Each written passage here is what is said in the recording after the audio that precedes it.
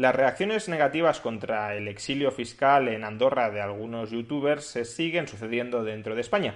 Y hoy querría comentar una de ellas en particular por la radicalidad estatista que exhibe y por lo restrictivo de las libertades individuales que podría llegar a resultar si se aplicara esta idea.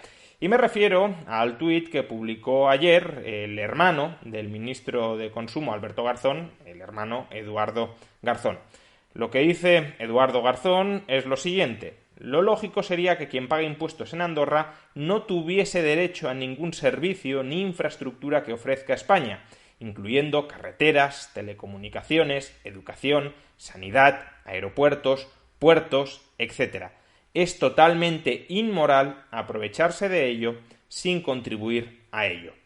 Básicamente lo que está proponiendo Eduardo Garzón es bloquear a los youtubers que se muden a Andorra, es decir, dejarlos incomunicados, que no puedan salir de Andorra, que si salen de Andorra se les impida usar carreteras, aeropuertos, puertos, que no puedan comunicarse a través de la red de telecomunicaciones española. En definitiva, perseguirlos con saña desde el Estado español para que cambien de idea y no se marchen a tributar a Andorra. Bien, este argumento de que habría que impedir entrar a los youtubers que se han trasladado a Andorra es un argumento deficiente esencialmente por tres razones.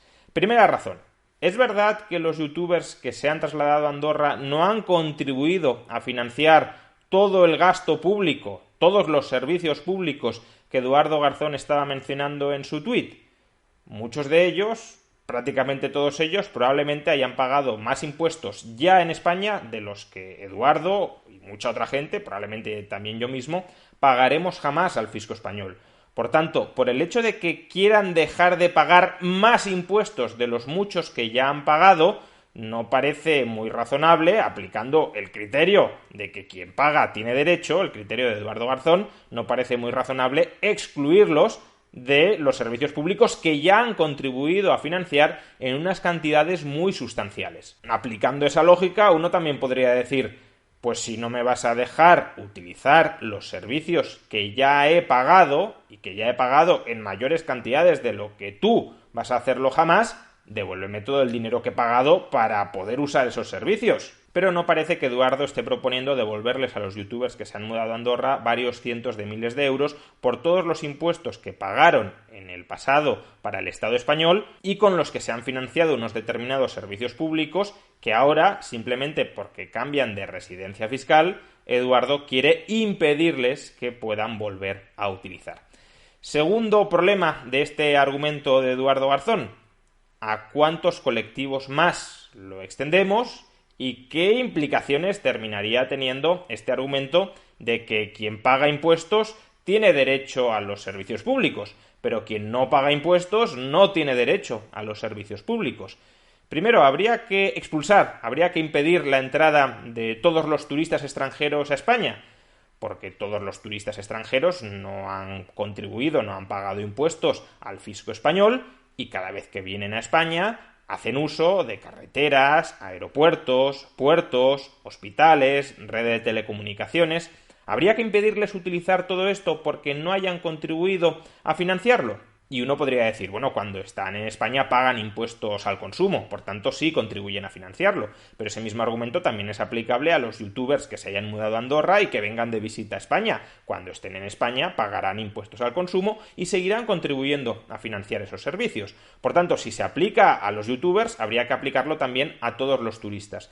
No habría que aplicarlo, como algunos han dicho, necesariamente a los inmigrantes, ni siquiera a los inmigrantes ilegales, porque aquí Eduardo podría justificar con razón que si se regulariza la situación de los inmigrantes ilegales, en la medida en que esos trabajadores extranjeros trabajarán y pagarán impuestos en España, sí estarían costeando los servicios públicos que están recibiendo. Pero desde luego a los turistas sí habría que aplicárselo, y con ello nos cargaríamos una de las principales industrias españolas. Pero como decía, el problema no termina aquí. Si seguimos extendiendo este principio, si lo aplicamos de manera coherente, ¿qué estamos diciendo? ¿Que quien paga impuestos tiene derechos y que quien paga más impuestos tiene más derechos? Porque al final la cuestión cuantitativa no se puede soslayar. Si un youtuber viene a España y compra un paquete de pipas y paga el IVA, ¿ya está pagando impuestos y ya tiene derecho a todo?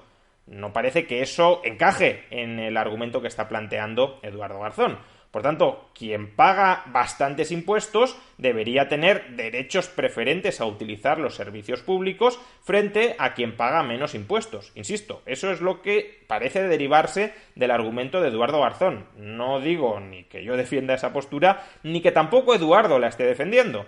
Pero si aplicamos su argumento de manera coherente, esa es la conclusión lógica, que quien paga tiene derechos y quien paga más tiene más derechos. Y ese es uno de los argumentos más antisocialdemócratas e incluso antiizquierdistas que se me pueden ocurrir. Y no creo que Eduardo Garzón sea antiizquierdista, todo lo contrario. Eduardo Garzón hace gala de izquierdismo, con lo cual quizá debería revisar este argumento de que hay que excluir de los servicios públicos a aquellos que no los estén costeando o que no los estén costeando en suficiente cantidad, como harían los youtubers que se han mudado a Andorra si simplemente pagaran algunos impuestos cuando vinieran de visita a España. Y en tercer lugar, aunque el argumento que plantea Eduardo Garzón es un argumento problemático por las dos razones que ya he expuesto, en el fondo sí tiene un pozo de verdad, sí tiene un pozo de razón de ser. Sería desde luego problemático que personas que se están escaqueando legítimamente, pero se están escaqueando de pagar impuestos en España, luego quieran disfrutar de todos los servicios públicos que ofrece España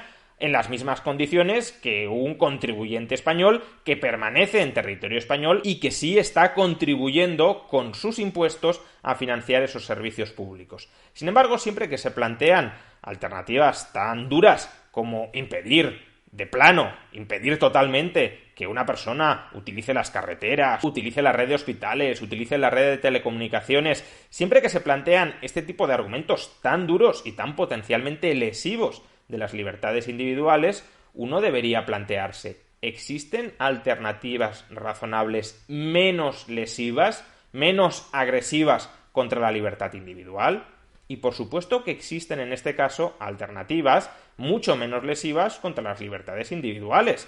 Si un youtuber se muda a Andorra y luego quiere hacer uso de servicios públicos que no ha contribuido a costear a través de impuestos que ya no paga en España, se le puede ofrecer que pague un precio público, un peaje, por hacer uso de las carreteras, de los puertos, de los aeropuertos, de los hospitales, de la red de telecomunicaciones, es decir, que costee parte del coste del servicio que en ese momento está utilizando.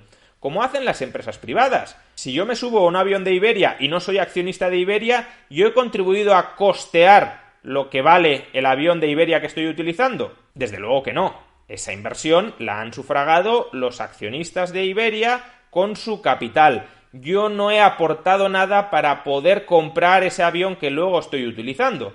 ¿Pero qué hace Iberia? ¿Impedirme entrar en el avión? No, lo que hace Iberia es cobrarme un precio con el cual intenta recuperar parte del coste, la amortización, parte del coste que el avión ha supuesto para sus accionistas, incluso con algún margen de beneficio para remunerar el adelanto de capital que han hecho esos accionistas a la hora de comprar el avión.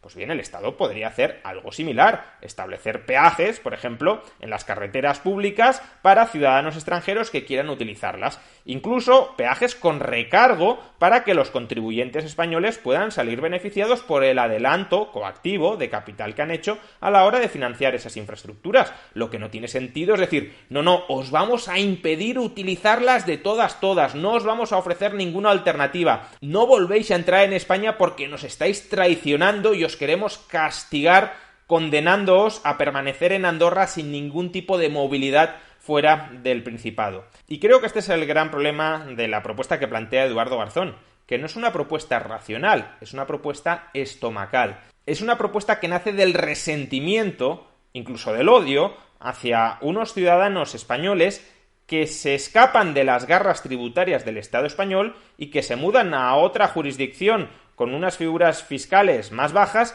para evitar pagar tantos impuestos como los exigidos por el Estado español y desde luego muchísimos menos de los que a Eduardo Garzón y a muchas otras personas de izquierda radical como él les gustaría que pagaran esas personas. Más que ante una propuesta bien hilada y que vaya a resolver ningún problema, estamos ante una pataleta, ante un enfado hacia los youtubers que se han trasladado a Andorra. Estamos, diría más, ante un intento de legitimar que el Estado utilice la coacción contra los derechos individuales, en este caso contra el derecho de movilidad, para conseguir chantajear a ciudadanos pacíficos con la disyuntiva: o te quedas en España y pagas tantos impuestos como yo quiero cobrarte, o te vas de España y te hago la vida imposible gracias a que yo, señor Estado, tengo el monopolio de la violencia y, por tanto, aunque estés en otra jurisdicción, como es una jurisdicción muy pequeña, sin capacidad para garantizar tus derechos individuales,